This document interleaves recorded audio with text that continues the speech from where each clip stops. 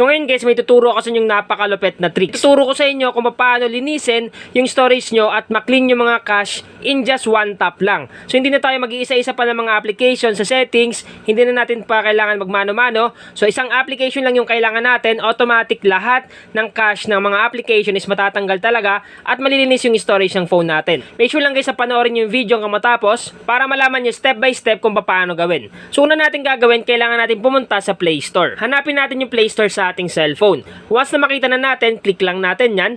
Ngayon guys, pag andito na tayo sa Play Store, pumunta naman tayo sa search bar or search engine sa taas. So ito yon, click lang natin. Then i-type natin dito yung pangalan ng application. So i-type natin yung One Tap Cleaner Clear Cache. Yan guys yung hanapin natin, uulitin ko. One Tap Cleaner Clear Cache. Make sure lang guys sa tamang pagkakalagay nyo para lumabas kagad sa result. Once na ma-type nyo na, search lang natin. Para ma-search yan, tap lang natin itong magnifying lens sa baba. Tap natin to. Automatic lalabas yan sa pinakaunang result. So ito siya, click lang natin. Ito yung hanapin natin sa Google Play Store. One Tap Cleaner Clear Cache. Ang una natin gagawin, kailangan natin i-download at install itong application. Once na ma-download na natin, open lang natin siya. So click open. Once na ma-open mo yung application, ito yung bubungad sa inyo. Welcome to One Tap Cleaner. So ang gagawin nyo lang, click nyo lang tong continue. Click continue. Then sabi dito, function guide. So ngayon para ma-activate yan, click mo lang tong get started. Tap natin tong get started sa baba. Once na maklik na natin yan, basahin nyo tong description. Mas maganda guys na binabasa nyo to para alam nyo kung ano yung pinapasok nyong app. Pero kung tinatamad kayo, walang problema. So back nyo lang. Tap nyo lang tong back button dito. Once na maback na natin guys, automatic may checkmark na yung function guide. So now dito naman tayo sa grant permissions. So para ma-activate yan, click lang natin tong next step. Click natin. Once na maklik na natin yan, lalabas yung grant permission. Ang gagawin nyo lang, tap nyo lang tong allow. Once na matap nyo yung allow, dito tayo mapupunta sa usage access. Ngayon, hanapin natin dito yung name ng application, which is One Tap Cleaner. So, ito yun sa pinakaunahan. Hanapin nyo lang. Once na makita nyo na, click lang natin. Then, kailangan natin i-turn on dito yung permit usage access. So, para ma-turn on yan, tap lang natin tong button. Click natin. Once na maklik na natin, automatic naka-on na yan. So, back lang natin siya. Pagkatapos lalabas yung congratulations, you're all set. Sunod natin gagawin, click lang natin tong continue sa baba, tap natin. So ito yung pinaka-dashboard ng application na One Tap Cleaner. Kung mapapansin nyo, napakasimple lang. Nakalagay dito, Cache Cleaner, SD Cleaner, Defaults Cleaner, App Groups, Upgrade to Full Version, and Health.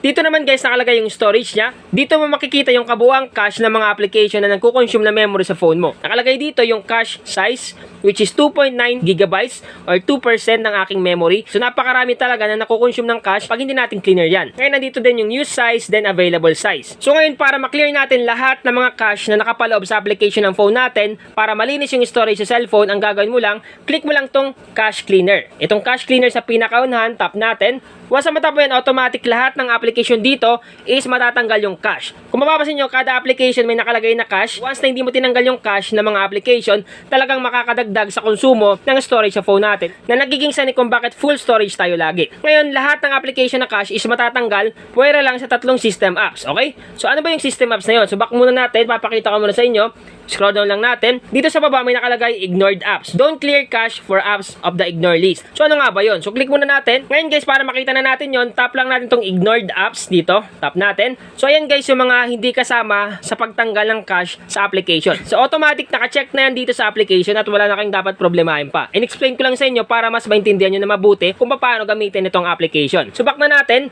Ngayon guys, para matanggal lahat ng cache sa application na nakapagpapahirap sa storage ng phone natin kasi nga nagko-consume, tap mo lang tong cache cleaner. Then pag matap mo, ang gagawin mo lang dito guys, click mo lang tong parang sign dito na walis. So itong cache cleaner na logo, tap natin. Kung makikita mo dito, clear all cache files. So ibig sabihin guys, lahat ng cache files is matatanggal talaga sa application. So ngayon para ma-clear yan lahat, tap mo lang tong logo ng cache cleaner. Tap natin.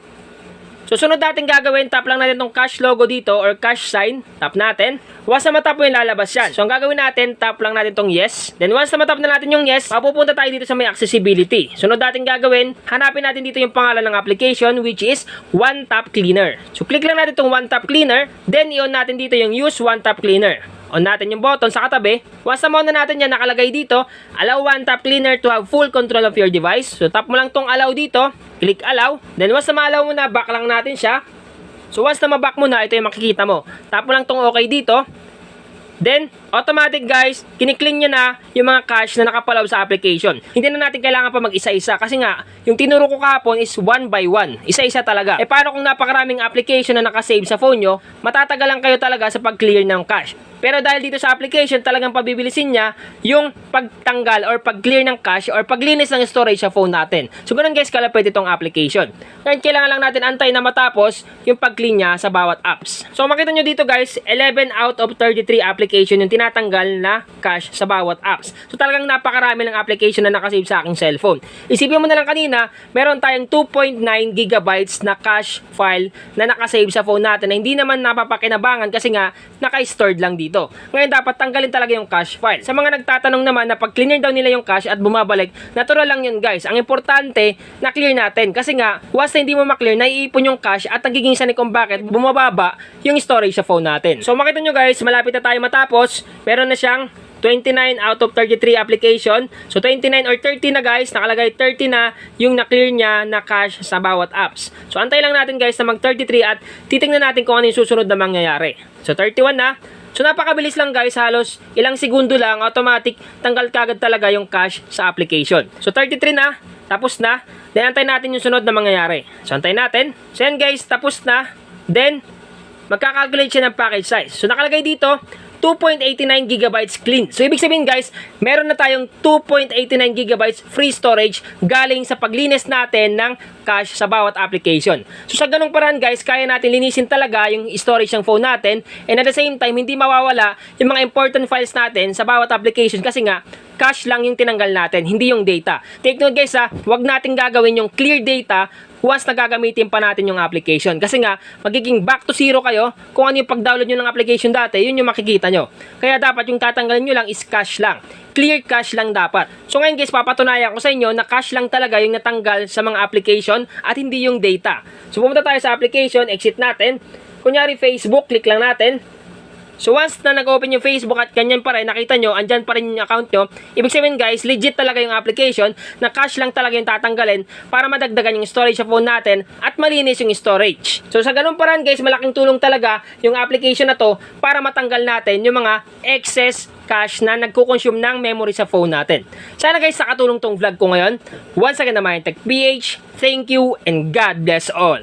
So sa mga hindi pa naka-follow sa ating bagong Facebook page, paki-follow na lang po yung Mindtech. Take note lang ha, Mindtech lang yung nakalagay, walang PH or walang official na.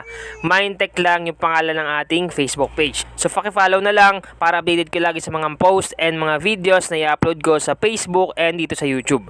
So once again na Mindtech PH, salamat sa solid na suporta. God bless all.